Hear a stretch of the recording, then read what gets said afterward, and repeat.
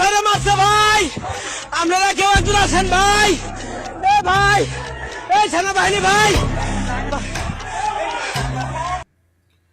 দর্শক, এই ঘটনা 5ই আগস্টের সময় আওয়ামী লীগের অনেক নেতাকর্মীকে মেরে ফেলে রেখেছিল, কে সহযোগিতা করতে আসেনি। আজকে ঠিক শেরপুরে জামাত এবং বিএনপি সেই ঘটনায় জামাতের এক মাওলানাকে, এক মোনাফেককে মেরে ফেলে গেছে। এখন তারা সেনাবাহিনীর সাহায্য চায়। দেখুন কি আকুতি। ভাই আসেন, আমার ভাইরা মারছে ভাই,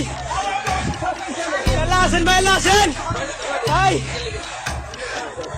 এ ভাই।